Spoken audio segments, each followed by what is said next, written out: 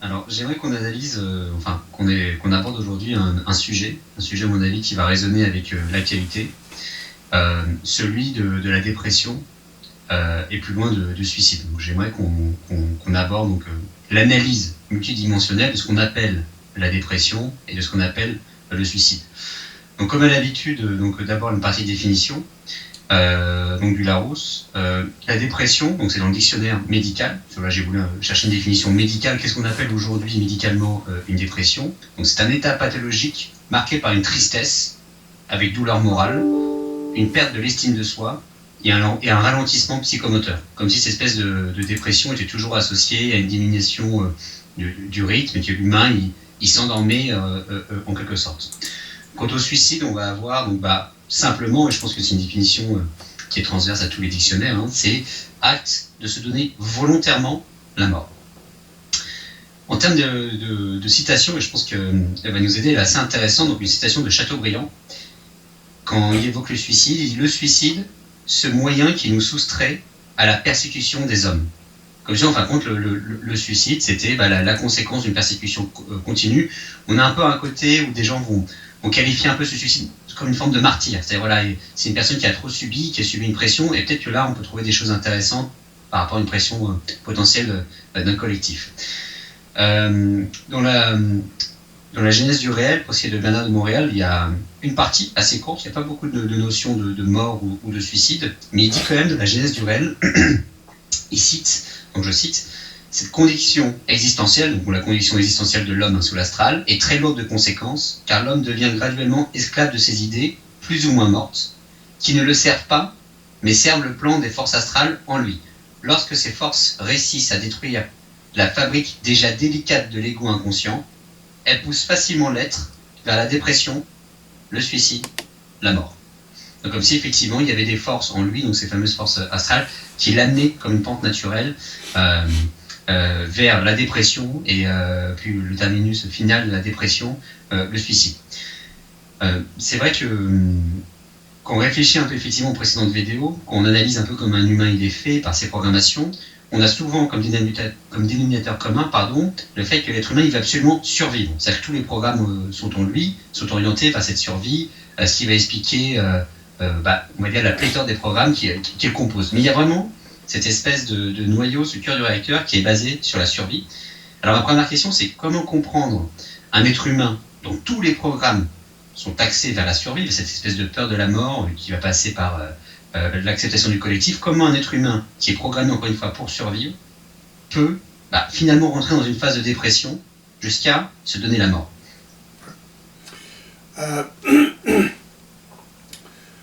La dépression, le suicide, c'est une possession. L'individu est possédé par sa programmation. Autrement dit, il s'identifie tellement à sa programmation qu'il n'y a plus d'espace pour se libérer. Alors, à ce moment-là, lorsque, par exemple, il vit des choses dans sa vie très souffrantes, très négatives pour lui, il en arrive à un point où, à cause justement qu'il s'identifie à sa programmation, ça prend une très grande identification à la programmation, en fait. Il en arrive à la dépression et il veut en finir. Il n'y a plus d'espace. Hein? Il souffre tellement du fait d'être assujetti à la programmation, à ses automatismes, etc., qu'il veut s'en sortir à tout prix. C'est comme, ça fait partie, vous avez parlé de la survie tout à l'heure, ça fait partie d'une certaine survie. C'est encore la survie qui pousse l'individu au suicide. C'est bizarre. Dans le sens que lorsqu'un individu souffre trop, il veut s'en sortir. Survivre, c'est vouloir s'en sortir aussi, dans un sens, en rapport avec la vie. S'en sortir mieux, s'en sortir plus facilement, etc. C'est ça, survivre, finalement. Voyez-vous? Alors, lorsque l'individu est bombardé constamment par la vie, par les autres, comme Chateaubriand en parlait, l'enfer c'est les autres, de Jean-Paul Sartre, c'est la même chose. C'est la pression collective qui aide beaucoup à la dépression et au suicide. Alors, l'individu, à un moment donné, il abandonne, il se libère. En fait, le suicide, c'est une forme de libération. Voyez-vous? C'est la seule porte de sortie que l'individu a à ce moment-là. Alors, ça prend beaucoup d'inconscience pour se suicider. Voyez-vous? C'est ça le problème. Le problème, c'est à quel point il est possédé par ces forces-là. Autrement dit, sa programmation ou la programmation. Autrement dit, à quel point il s'identifie à ça. Il y a des niveaux d'identification. Voyez-vous? Lorsque l'individu s'identifie trop à sa programmation, il a tendance au suicide. Par exemple, quelqu'un qui est riche et qui perd sa fortune, il est poussé à la richesse à travers ses programmes. Voyez-vous? Alors, s'il n'y a pas la richesse, les programmes lui poussent dans le derrière pour qu'il puisse vivre avec la richesse. S'il ne l'a pas, il aime autant se libérer de tout ça, de la pression. Voyez-vous? C'est toujours une question de pression, dans le fond, des programmes. Voyez-vous? C'est vrai que vous mentionnez effectivement le mot possession et le concept du fait que l'individu il s'identifie totalement à sa programmation. Qu'est-ce que vous entendez par ça, qu'il s'identifie? Est-ce qu'un individu, c'est-à-dire qu'il est... Est-ce que vous pouvez développer cette partie d'identification totale à la programmation? La plupart tous les êtres humains évolutifs s'identifient à la programmation. Autrement dit, s'identifient à leur personnalité. Qu'est-ce que c'est la personnalité? C'est les habitudes, donc les automatismes, donc la programmation qui crée les automatismes. Donc là, il y a la mémoire derrière, etc. Autrement dit, les expériences. Et la répétition de ces expériences-là forme un programme et crée des automatismes qui deviennent ce qu'on appelle la personnalité. Voyez-vous? Alors, il y a des individus qui enrichissent constamment leur programme, plus que d'autres. Ils s'attachent à la forme, ils s'attachent aux choses, ils magnétisent leurs relations, ils magnétisent tout finalement, l'argent par exemple. Alors, plus un individu magnétise l'argent, dans le cas d'un individu qui se suicide à cause qu'il a perdu sa fortune, plus il n'y a pas de porte de sortie parce qu'il y a une pression des programmes. Vivre sans richesse pour cet individu-là, à cause qu'il est possédé par les programmes, il ne voit pas d'issue. La seule issue, sa liberté, c'est le suicide. C'est bizarre. C'est comme ça. Fait que, comme je disais tout à l'heure, c'est une forme de survie. Voyez-vous?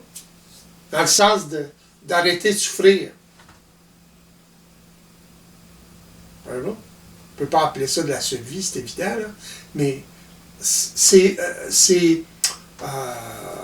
énergisé par les mêmes programmes. Voyez-vous? Qui poussent l'individu à se libérer de cette souffrance-là, parce que la souffrance doit être extrême. Il n'y a pas d'issue. La personne tombe en dépression. Pourquoi? Parce qu'elle est possédée par ses programmes. Elle vit, elle se sent impuissante. C'est ça la dépression, c'est de l'impuissance. Alors, ça peut être chimique dans le sens de certaines composantes chimiques que l'individu, au cerveau que l'individu n'a pas, ou est en pénurie de ces composantes-là. Mais en général, c'est beaucoup plus le fait que l'individu est impuissant devant sa programmation. S'il est impuissant devant sa programmation, donc, malgré qu'il ignore totalement qu'il est programmé, c'est encore pire, il n'y a pas de moyen de gérer ça. Ça lui est imposé puisqu'il s'identifie à tout ça, par inconscient. Le problème évolutif, c'est la désinformation, l'ignorance. C'est ça le problème évolutif. Bernard appelait ça le mensonge cosmique. C'est de la désinformation. L'homme se désinforme parce qu'il n'est pas assez intelligent de la réalité systémique. C'est tout. C'est aussi simple que ça. C'est pour ça d'ailleurs qu'il a appelé ça le mensonge cosmique.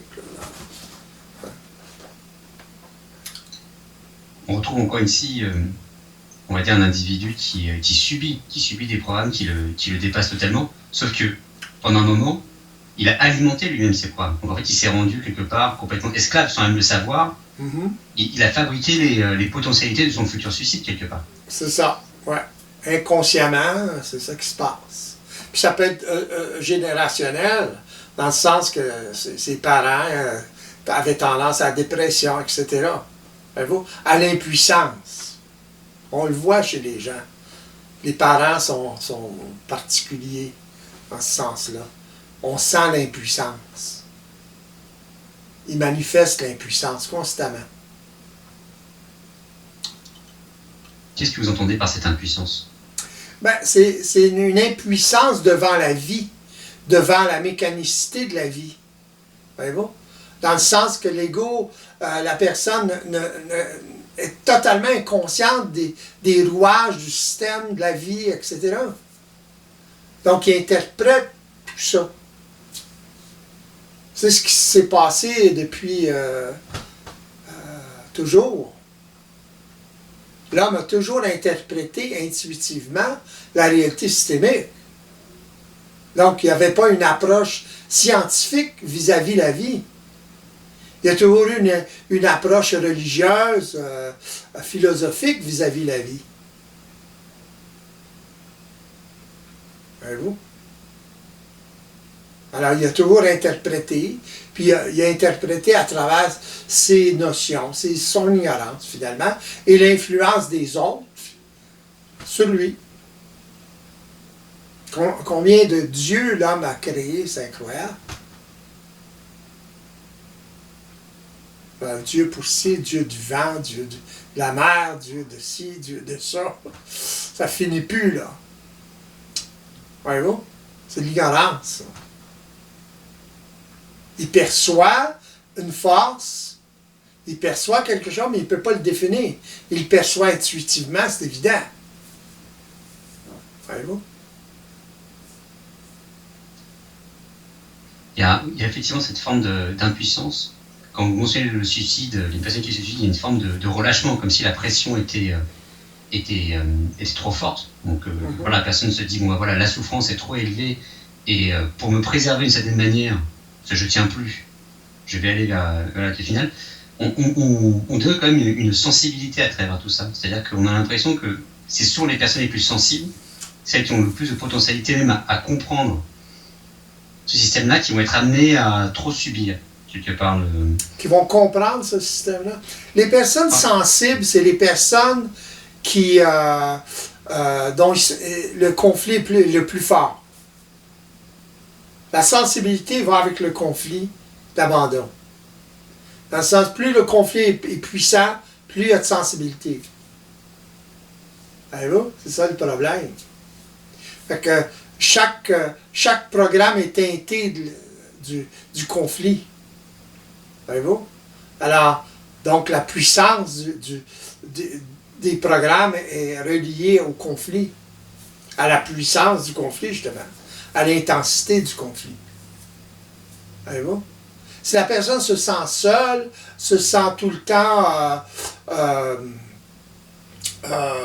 rejeté par les autres, etc., etc., et en fait une phobie, là, à ce moment-là, il devient paranoïaque, et ça augmente, ça augmente, ça augmente, il se sent impuissant devant ça. Plus une personne est attachée à sa programmation, plus il a un lien, plus il nourrit un lien collectif. Voyez-vous? Donc, il se décentre constamment. On pourrait dire une personne qui se suicide est totalement décentrée. Il faut être totalement décentré pour se suicider. Voyez-vous? Décentré, ça veut dire quoi? Ça veut dire non centré sur sa personne.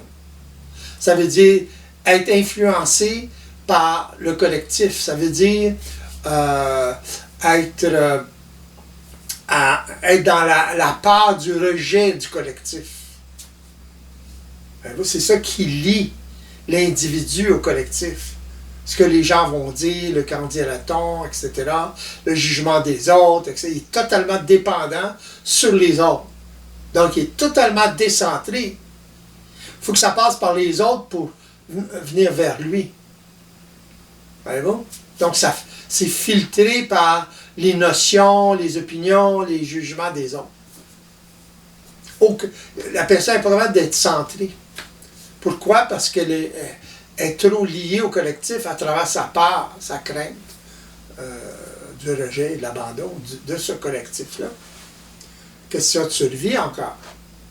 C'est la seule façon que l'enfant et l'adulte ont de se sentir en survie, dans le sens de survivre. Il se sent plus sécure avec le collectif. Il ne peut pas se sécuriser lui-même. Donc, absence de puissance. Mais quand une personne est trop décentrée comme ça, c'est ça. Il arrive des choses dans la vie et c'est là qu'elle n'a pas de puissance. Alors, s'il arrive trop d'événements dans sa vie, le conflit est trop fort, etc., dépression, suicide. La souffrance devient trop forte. C'est vrai, c'est une dépendance absolue, totale, envers ce collectif-là. Oui, absolument. Oui. Ça, le problème, c'est ça qui fait les gaz, c'est ça qui fait... Tous les problèmes de l'homme partent de là. Du fait qu'il est décentré. Il n'est pas individualisé. Il n'y a pas d'identité propre. Son identité, elle est constamment créée par le jugement des autres, dépendant du jugement des autres, etc. Comment voulez-vous qu'une personne se sente en puissance? Elle se sent tout le temps impuissante. Une personne dont le conflit est trop puissant, trop fort, elle va se sentir en dévalo constamment. Elle n'a pas confiance en elle. Il faudrait qu'elle force l'énergie tout le temps. Oui, parce qu'en fait, on a vraiment l'impression qu'un individu qui est aussi impuissant, en fait, il ne tire son identité, sa puissance, quelque part son existence, que des autres. Ouais. Donc c'est une espèce de pression continue. Tu te dis, il faut vraiment... Les autres sont le nécessaire, indispensable à notre survie. Ouais, comme dominer les autres, par exemple. Même chose. C'est un lien avec le collectif. Quelqu'un qui se sent mieux à dominer les autres, il est assujetti au collectif aussi. Il est dépendant de ce collectif-là. Voyez-vous? Les dictateurs, par exemple. Ouais. C'est contrôler les autres, être sûr, et les maintenir, les contrôler. Ouais. Ben oui. Parce qu'il est dépendant de ça. Il est programmé pour faire ça, là. Pour se sentir en valeur. Un individu comme ça a tellement besoin de se sentir en valeur qu'il va dominer les autres. Les hommes dominateurs, pas dominants, là, différents. Les gens dominateurs, c'est ça qu'ils ont besoin tout le temps. Ils ont besoin de se valoriser, se sentir en valeur. Ça veut dire quoi, ça? Ils sont très impuissants. Voyez-vous? Ils sont très fragiles, dans le fond.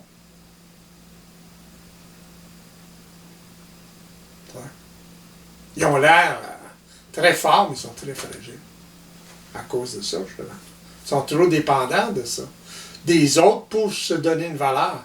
Alors, s'ils ne dominent pas les autres, ils se sentent moins en valeur. Et ces individus-là finissent par vivre leur Waterloo, là, éventuellement. Puis c'est là que c'est dangereux pour le suicide. Pour eux. Parce qu'ils perdent toute valeur, là. Ils sont dépendants des autres pour se sentir en valeur. Parce qu'ils ne se sentent pas en valeur, justement. Ouais, c'est. En fait, quelque part, effectivement, c'est que comment on peut même définir sa propre identité si jamais il n'existe quelque part que chez les autres? C'est impossible. C'est ça. Il n'y a même pas d'existence en tant que tel. Non, L'individu, il n'existe qu'au regard des autres, il n'a pas d'identité. C'est ça, il n'y a pas d'identité. Il n'est pas centré. Alors. Et alors, face à tout ça, le suicidaire, c'est quoi? C'est la personne qui se dit, bon, j'en veux plus, je décide de couper. Non, il décide de rien. Il décide de rien. C'est la souffrance qui l'amène à vivre ce qu'il a à vivre. Sa trop grande dépendance sur sa programmation, son identification à la programmation, etc., c'est la même chose que la dépendance au collectif. Ça l'amène là. Il souffre trop. C'est une libération pour lui de la souffrance. C'est trop. Et multiplier ça par le fait que la personne n'est pas centrée, n'a pas d'identité. Voyez-vous là, suicide, il n'y a pas d'identité pour se suicider. Une personne qui a d'identité, elle ne pense pas à ça. Là. Elle ne peut pas vivre ça. Impossible. Une personne qui n'a pas d'identité, oui. Moins elle a d'identité, plus elle veut s'éliminer dans un sens. Alors, dans le fond, elle veut éliminer la souffrance. C'est tout ce qu'elle veut éliminer. Elle veut éliminer la source de la souffrance, mais elle n'est pas consciente de ça. Donc, elle s'élimine. Pourquoi elle s'élimine? Parce qu'elle s'identifie à la programmation. Elle veut éliminer la source de la souffrance. Quand tu t'identifies à la programmation, tu t'élimines. Oui, parce que la personne n'est pas capable de faire le distinctif entre ce qu'elle ressent, enfin, cette programmation, et ce qu'elle est réellement. Non, oui, exactement. Mais là, c'est le cas de tous les humains, là, évolutifs. À plus ou moins grande échelle. Mettez-les dans des situations, mettez n'importe quel individu dans des situations extrêmes, là, vous allez voir. Ça en prend plus pour certains individus, c'est évident. D'autres, ça en prend moins. Plus ils sont assujettis à leur programmation, il y a des niveaux d'assujettissement ou de possession. Tous les gens sont possédés, là. Sont chevauchés par leur programmation. L'être humain croit qu'il est libre. Il est 100% assujetti à sa programmation, à ses automatismes. C'est un robot, dans le fond, inconscient. Lorsqu'il prend conscience de la mécanique vibratoire, etc., il devient un robot conscient. Façon de parler. Autrement dit, il commence à être maître de sa programmation, il commence à être capable de manipuler cette mécanique-là. C'est ça l'homme nouveau. Alors, il ne s'identifie pas à la programmation. Il l'utilise, il sait que ça fait partie de la réalité, que c'est de l'information qui est accumulée, mais il deal avec en conséquence.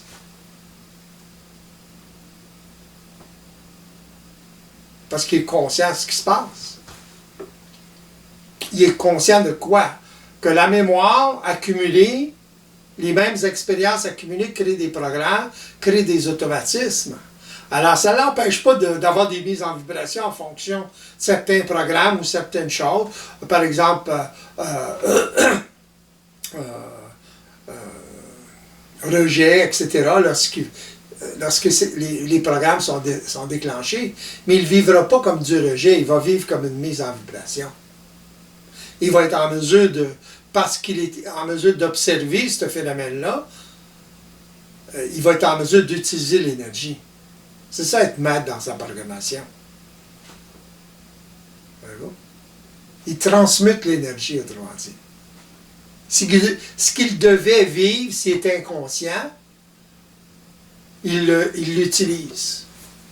Il utilise, autrement dit, une programmation qui est pas ajustée à la réalité systémique, mais qui est là, puis qui réagit de temps en temps, dépendant de ce qui se passe dans sa vie. Puis il est en mesure d'utiliser l'énergie à travers le fait qu'il est en mesure d'observer la source, observer l'automatisme, simplement observer l'automatisme, c'est suffisant. Alors, il ne vit pas l'émotion à ce moment-là. Il ne vit que la mise en vibration.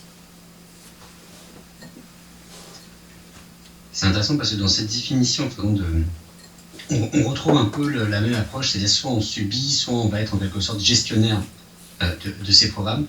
Il y a quelque chose un peu précédemment dans l'interview qui était assez intéressant, c'est que on définit le suicide par une personne qui volontairement se donne la mort. Mais en fait, j'ai l'impression qu'il n'y a aucune volonté. Non, il n'y a pas de volonté, exactement. Il n'y a pas de volonté, c'est pas volontaire. C'est involontaire. Dans le sens qu'il est poussé au suicide par la programmation, par son identification à la programmation. Prends ça au sérieux, lui-là. Allô? Plus il s'identifie à la programmation, plus il prend ça au sérieux. Parce qu'il croit que c'est lui, ça. Allô? Il n'y a pas de différence pour lui. C'est plus fort que moi, etc. Là, il n'y a pas de différence. Il n'a pas conscience de la mécanique vibratoire. C'est ça la psychologie vibratoire. C'est avoir conscience de cette mécanique-là pour être en mesure d'utiliser au lieu d'être utilisé. De posséder au lieu d'être possédé. Ça règle beaucoup de problèmes.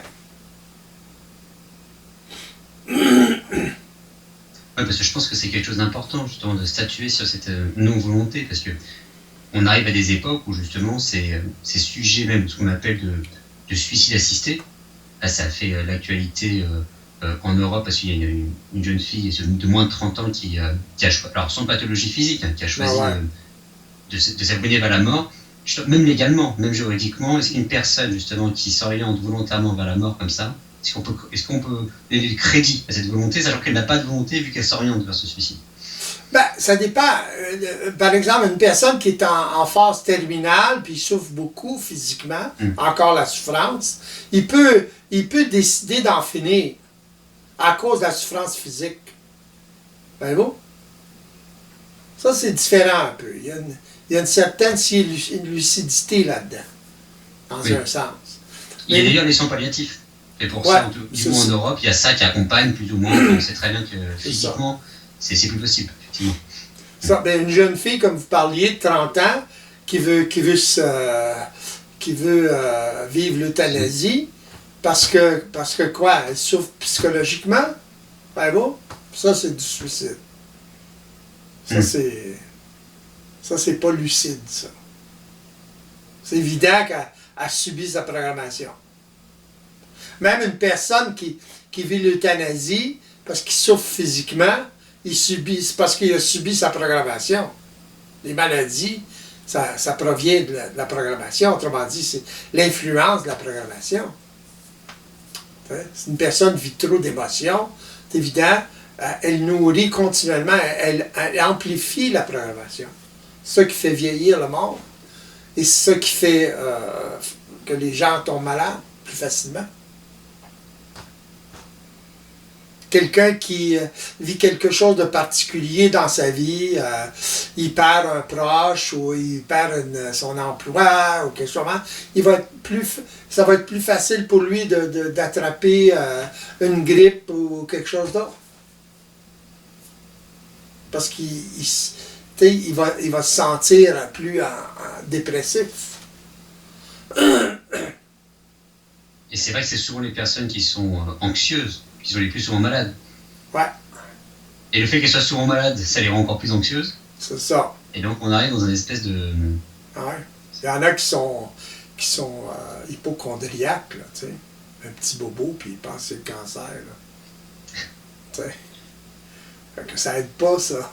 Même toi, s'ils ont un gros bobo, comment ils vont paniquer? Ils vont accélérer la maladie. C'est évident. Ils vont déclencher encore une fois eux-mêmes les programmes. Il faut les accentuer. Ah ouais, ben oui. Ça se guérit, une maladie, cancer, tout ça, ça se guérit assez facilement. Si la personne est en mesure d'observer ou de voir le conflit qui a créé la maladie, il y a toujours un conflit. Il y a toujours quelque chose qui se passe avant que ça commence, par exemple, un cancer. Tout le temps.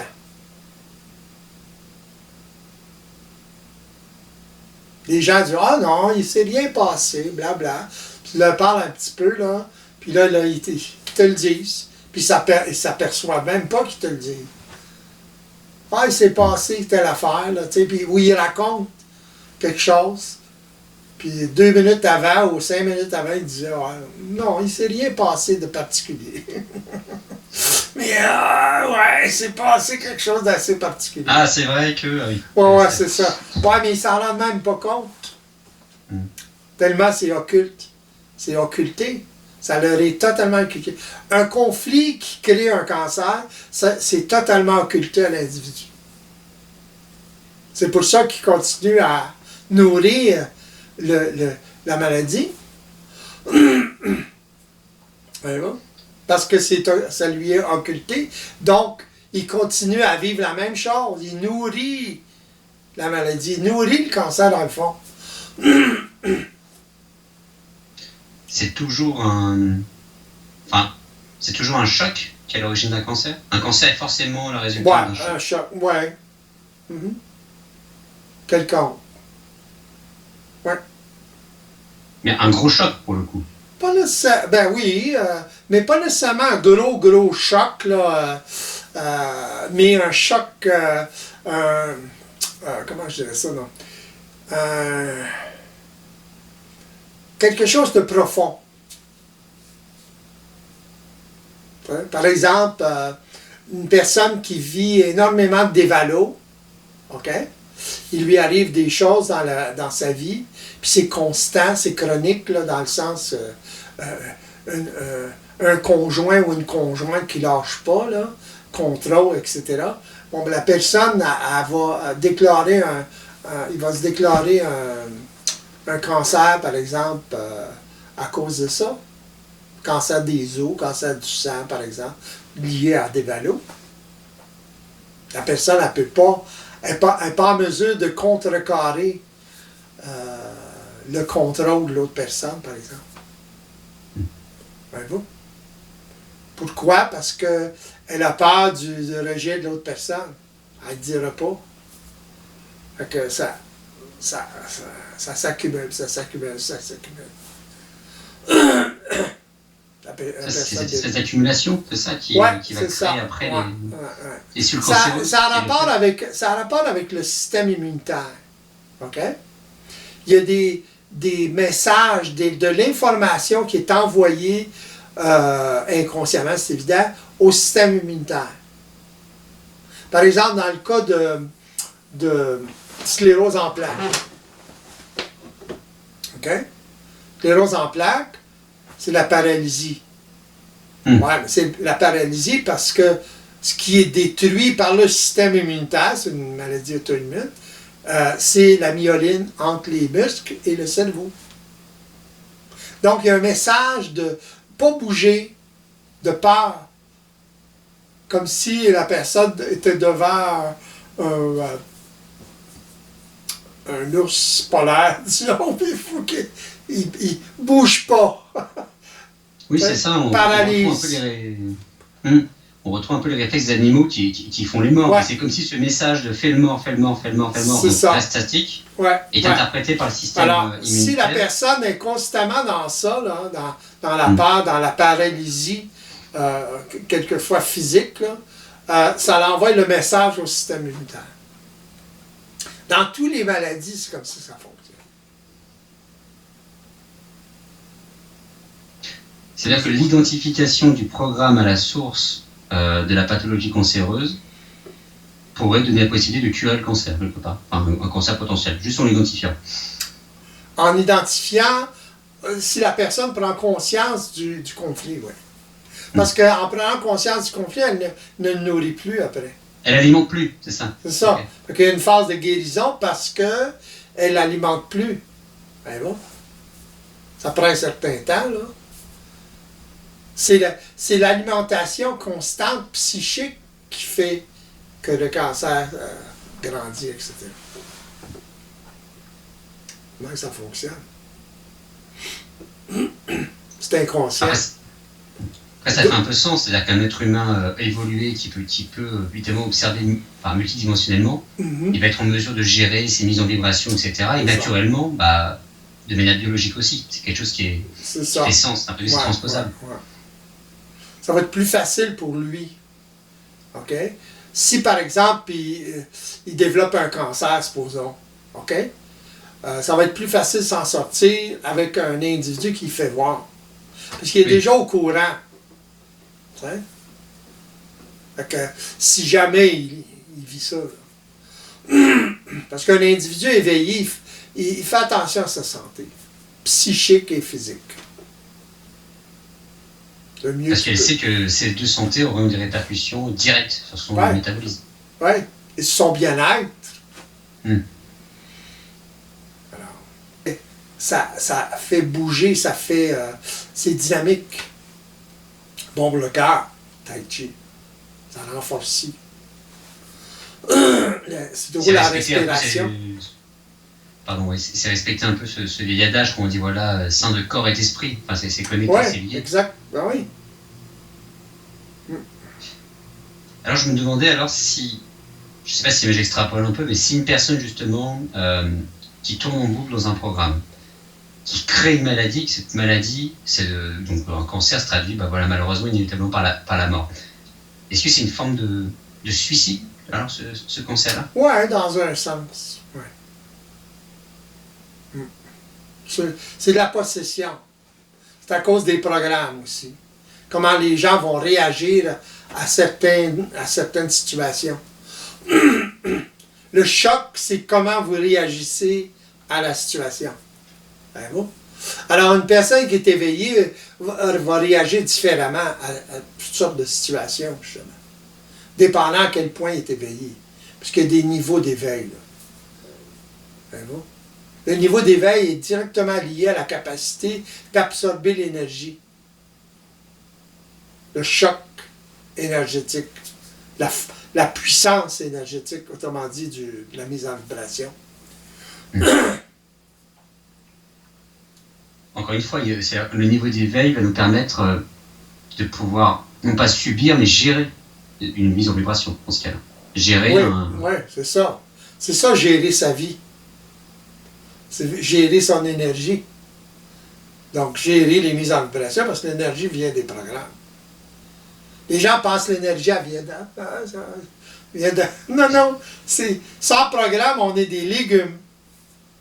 Regardez un enfant naissant, là, légumes. Hein? Il n'y a pas beaucoup de mémoire. Tu es habitué à bouger un peu dans le ventre de sa mère, c'est à peu près tout. Mais au fur et à mesure qu'il regarde son environnement, il absorbe son environnement, là, ça commence à...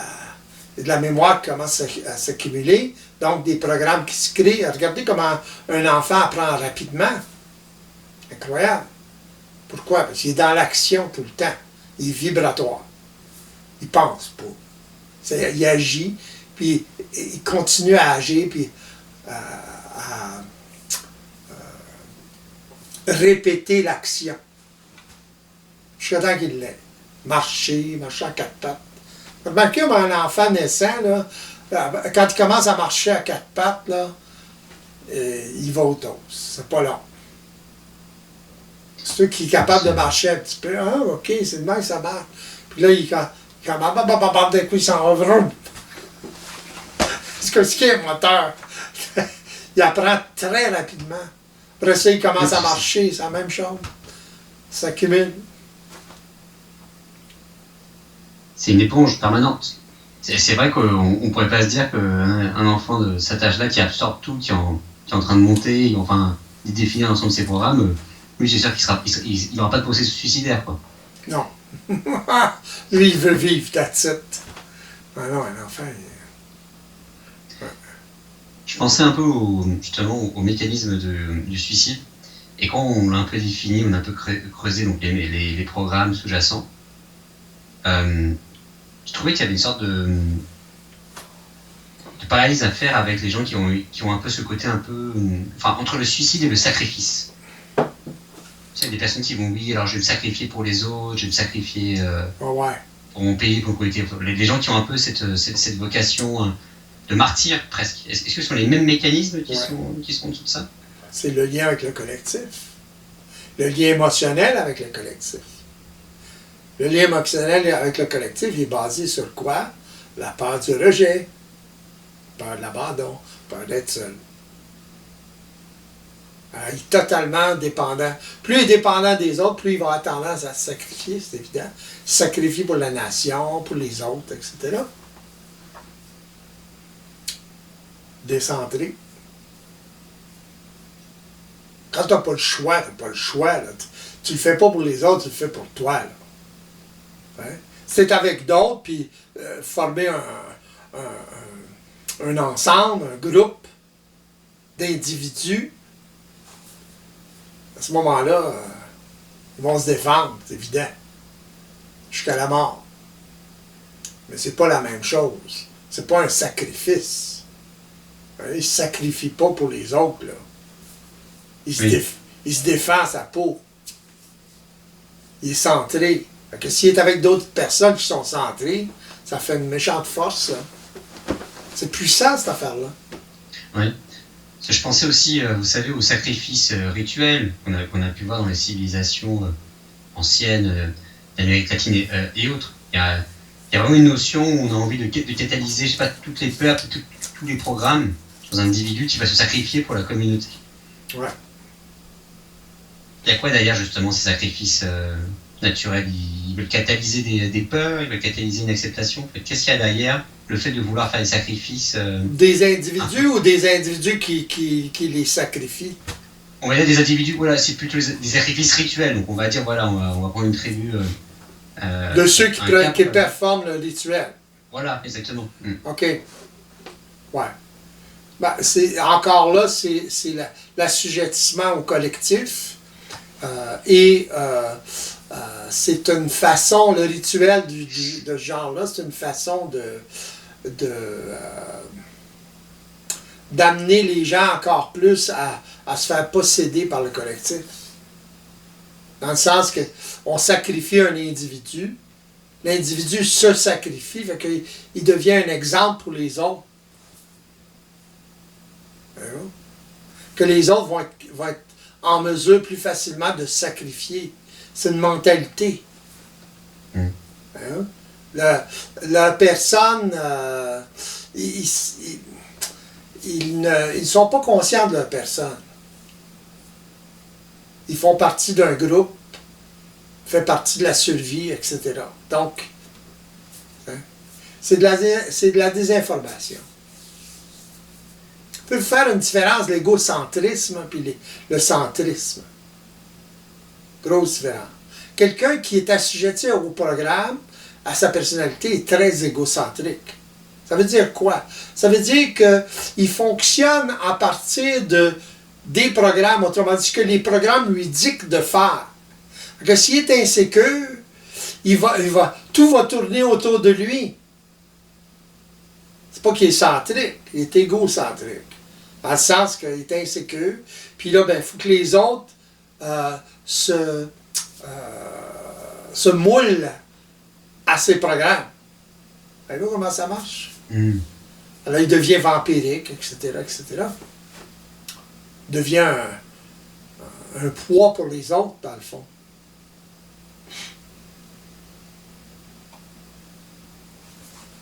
Ouais, il faut des vampirisme, effectivement. C'est je nourris des autres, vu qu'ils n'existent pas. Oui, c'est ça. Et c'est sans fin. C'est sans fin. C'est sans fin, ouais. Parce qu'il est totalement décentré. Il n'est pas conscient de sa personne. Voyez-vous comment c'est important, l'éveil? C'est important, pas à peu près, là. Oui, parce qu'on voit que c'est pour soi et pour les autres. On devient une moindre charge pour les autres. Voilà. Hein? On est moins en enfer pour les autres, c'est ça? On est moins en enfer pour les autres, ouais, exact. Sans ça, les gens qui sont assujettis à la programmation, à la personnalité, tout tourne autour d'eux, des programmes. Que les programmes, ils demandent aux autres de se conformer au programme de l'individu. C'est grave. C'est comme ça dans la société, là. Fonctionne comme ça, tout le temps. Regardez les familles. Regardez les familles, la mentalité de famille, tout ça. Ouh là là. Les gens se demandent pourquoi ils sont malheureux, là. Lâche la famille un peu, là. C'est de l'insécurité pure, ça. Il faut laisser aller les enfants, là, à un moment donné. Il faut les rendre autonomes. 14, 15 ans, 16 ans, il faut qu'ils soient autonomes. Là. Commencer à pas mal être autonomes. Il faut commencer plus jeune que ça. Mais c'est pas ça que les parents font. Ils veulent les garder. En voulant les garder, ils ne deviennent pas autonomes. Ils sont dépendants des parents. Comme le processus d'éveil, c'est de rendre justement, à travers le développement d'une conscience vibratoire, etc., c'est de rendre l'autre autonome. Dans le sens que la personne elle-même puisse observer par elle-même. C'est ça qui est important. Mais en attendant, il faut qu'elle apprenne qu'est-ce que c'est, il faut qu'elle se baigne dans qu'est-ce que c'est la réalité vibratoire, qu'est-ce que c'est la réalité systémique. Hein? On n'apprend pas ça du postier, là. T'sais? Ou de ses parents. Fait que c'est une affaire de contact avec cette réalité-là. Comment on arrive à un contact avec cette réalité-là à travers d'autres individus? Moi, j'étais entré en contact avec ça, avec mon contact avec Bernard. C'est comment que ça marche. J'aurais pas eu ce contact-là, j'aurais pas développé autant ce que j'ai développé. Je suis pas une caricature de Bernard, moi. Dans le sens de... Je suis pas une copie conforme. Il y en a qui essaient à parler comme Bernard. Rémi. Marche pas, ça. On peut parler des mêmes choses, mais dans notre vibration.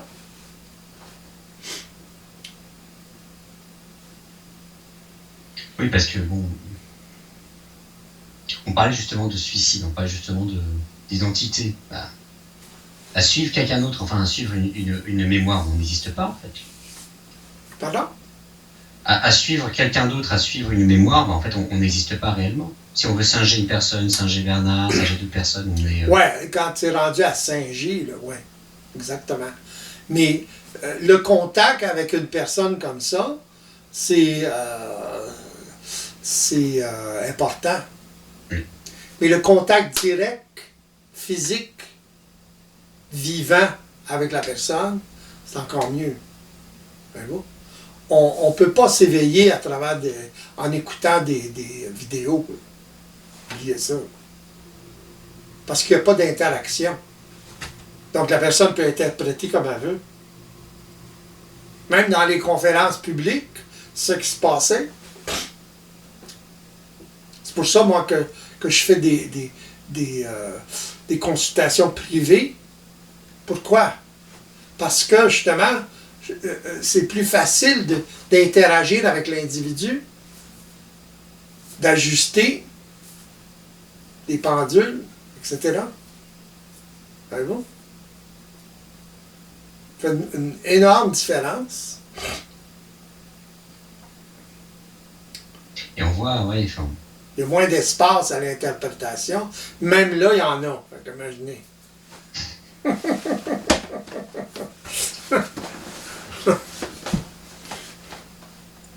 non, on voit vraiment effectivement que vous parlez justement d'éveil et tout, et c'est vrai qu'on a adressé pas mal de sujets, on va en adresser d'autres, mais enfin, c'est tellement fondamental pour l'être humain dans tous les aspects de son existence. C'est même limite curieux qu'on s'est dit que ça a pris, je sais pas, 2000 ans, enfin, ou un peu plus, ou un peu moins, je sais plus, pour en arriver à là. C'est au cœur de tout. C'est-à-dire qu'il y a vraiment une humanité qui a pas mi-vécu, mais presque. En fin de compte, dont la conscience la plus totale. C'est-à-dire à suivre des programmes. Et vous l'avez mentionné, je pense que on voit vraiment là la puissance du mot possession. C'est-à-dire des programmes qui dépassent totalement le niveau de conscience d'un être humain, et ils se laissent emporter comme une vague par celui-là. Et c'est là qu'on comprend effectivement tous les concepts, toutes les mythologies liées, on en parlait dans une autre vidéo, mais de démons, de possession, qui est quand même un terme même de religieux aujourd'hui. On comprend aujourd'hui ce terme beaucoup mieux à la lumière justement que c'est un programme qui échappe au contrôle total de l'individu, qui en plus s'associe à lui. Oui, parce qu'il ne peut pas s'imaginer. Ouais. Il ne peut pas s'imaginer être programmé à ce point-là. Il ne peut pas s'imaginer. Il n'en a pas conscience. Pourtant, il vit tous les jours, il ne le voit pas. Tous les jours, il le vit. S'il bouge, il est sous l'effet d'automatisme. Son corps est sous l'effet d'automatisme constant des programmes. Psychiquement, c'est la même chose. La vie, le système fonctionne de cette façon-là. Seule façon de ne pas subir ça, c'est d'en prendre conscience, puis de travailler avec, l'utiliser. Et là, il faut être scient de tout ça. Autrement dit, il faut être conscient de comment ça fonctionne, le système. D'une façon scientifique, là, pas d'une façon intuitive, là, comme avant.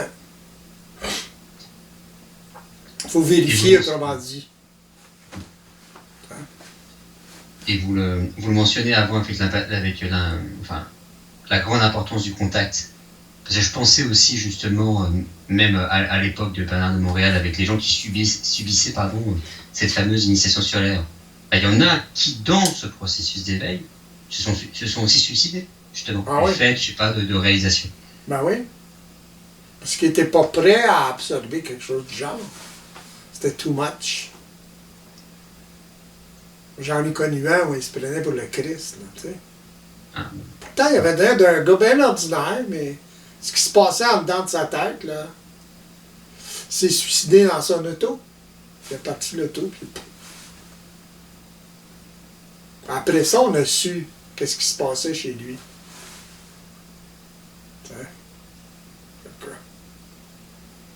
C'est ça, là. C'est pour ça qu'un contact direct, 1 à 1, c'est beaucoup plus...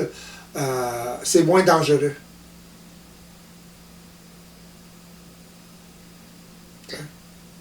Parce qu'on sait exactement ce qui se passe chez l'individu. Tandis que en conférence... Et c'est compréhensible.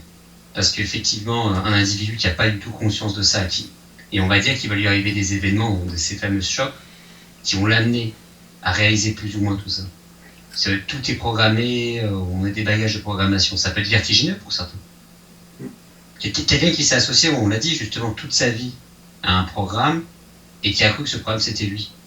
Au moment de la rupture, là, quand on coupe le cordon ombilical, Ouais. ça peut être un choc terrible pour l'individu. Non, parce que rendu là, pour se rendre compte de ça, pour prendre conscience de ça, il sait déjà beaucoup de choses. Il s'est ajusté avant tout ça. Ça va par palier. Il ne peut pas partir d'ici à là. Voyons? Il doit saisir deux choses. Et à un moment donné, lorsqu'il a saisi ça, lorsqu'il a été immersé à cette réalité-là suffisamment, là, il prend conscience. C'est un choc, mais c'est pas un choc dévastateur. Là. Oui, c'est un choc contrôlé. Parce qu'en fait, il va arriver à un niveau d'évolution qui lui permet de quand même résister à celui-ci. C'est un choc de réalisation. Puis plus on évolue, plus on réalise ça. C'est bizarre. Comme moi, je le réalise, je le parle. Vous le voyez à quel point je le réalise. Mais ça continue, cette affaire-là. On le réalise encore plus, pas encore plus. C'est dans le sens que plus on le réalise, plus on a de maîtrise dessus. Plus on maîtrise notre vie. Autrement dit, plus on apprend à dealer avec, à travailler avec. Question d'absolu là-dedans. Quand on sait de façon de plus en plus absolue comment ça fonctionne, on n'a pas le choix que de travailler avec. C'est pas une question de choix. C'est une question de réalisation, that's it. Une fois que tu l'as réalisé, tu n'as pas le choix de travailler avec.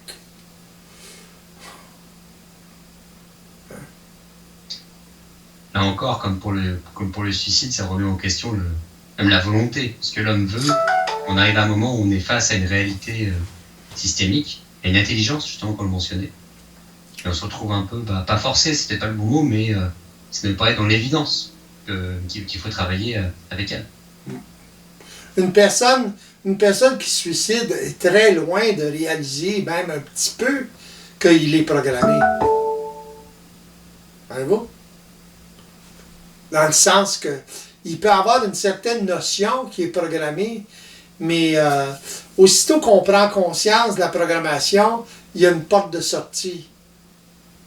C'est l'éveil. Voyez-vous ce que je veux dire? Il y a une porte de sortie à la souffrance psychologique. C'est de réaliser encore plus, pas encore plus, pas encore plus. Autrement dit, d'en arriver à observer ce phénomène-là en temps réel. Parce que le temps psychologique ou différé dans le sens, on comprend les choses, mais on ne les vit pas encore. C'est une grosse différence entre les deux. Et on en parlait en plus, c'est-à-dire que quelqu'un qui est en mesure justement d'observer ces programmes, il va être plus ou moins être en mesure de les neutraliser, ou du moins ceux qu'on qualifie de néfastes. Quelqu'un qui sait qu'une pensée suicidaire, c'est quelque chose... Le seul fait qu'il les observe, le seul fait qu'il est en mesure d'observer les automatismes, neutralise automatiquement. C'est de même que ça fonctionne. On ne s'attend pas à ça, mais c'est de même que ça fonctionne. Même si j'en parle puis à une personne, par exemple, puis la personne est au courant de tout ça, les premières fois qu'elle va le vivre, là, l'observation, elle va se faire toute seule. Là. Elle va être capable de voir, de constater des choses en temps réel dans sa vie. Puis ça change la réalité de ce qu'elle vit, complètement. Autrement dit, auparavant, elle vivait l'émotion, et là, pop, elle ne peut plus vivre l'émotion. Parce qu'elle réalise en temps réel ce qui se passe. L'automatisme, justement, la mécanique. Simplement. C'est simple, mais c'est pas évident à vivre. À cause, justement, de la résistance psychologique. Oui. Parfois, c'est très compliqué de faire simple. C'est ça. C'est ça. Une personne qui, justement, pour revenir au suicide, une personne qui se suicide, justement, elle a énormément de résistance psychologique.